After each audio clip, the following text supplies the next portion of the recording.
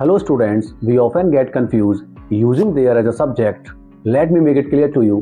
हर उस सेंटेंस में देयर का प्रयोग सब्जेक्ट के रूप में किया जा सकता है जहां किसी चीज की प्रेजेंस या एग्जिस्टेंस दिखाई जाती है। साधारण शब्दों में कहूं, जिन वाक्यों में किसी बात का होना या ना होना पाया जाता है वहां देयर का प्रयोग सब्जेक्ट के रूप में करते हैं और जो वास्तविक कर्ता होता है उसे क्रिया के बाद लगाते हैं और क्रिया भी वास्तविक कर्ता को आधार मानकर लगाई जाती है। एक एग्जाम्पल ले लेते हैं। अगर मुझे कहना है कमरे में एक लड़का है तो मैं कुछ इस तरह कहूंगा, there is one boy in the room. यहाँ इज मैंने वास्तविक कर्ता एक लड़के को आधार मानकर लगाया। एक और एग्जाम्पल लेते हैं। अगर मुझे कहना है कमरे में दो लड़के हैं तो मैं कुछ इस तरह कहूंगा, there are two boys in the room. एक और एग्जाम्पल लेते हैं। अगर मुझे कहना है एक जंगल में एक शेर रहता है तो मैं कहूंगा, there lives a lion in a forest. यहाँ लिव्स मैंने वास्तविक कर्ता लायन को आधार मानकर लगाई है। एक और एग्जाम्पल लेते हैं। अगर मैं कहूँ बर्तन में दूध नहीं है तो मैं कुछ इस तरह कहूंगा, there is no milk in pot. यहाँ नॉट मिल्क कहना ग्रामेटिकली गलत है। एक और एग्जाम्पल ले लेते हैं।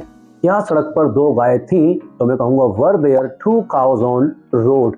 फॉर एग्जाम्पल लेते हैं। अगर मैं कहूँ मेज पर कोई मोबाइल नहीं होगा तो मैं कहूंगा, there will be no mobile on table. यहाँ बी लगाने का उद्देश्य है वी वर्ब की फर्स्ट फॉर्म है जो कि होगा है और वी फ्यूचर में अपने मूल रूप में ही आती है। एक और एग्जाम्पल लेते हैं। अगर मुझे कहना हो प्रार्थना में कितने विद्यार्थी होंगे तो मैं कुछ इस तरह कहूंगा, how many students will there be in prayer. Thank you for watching.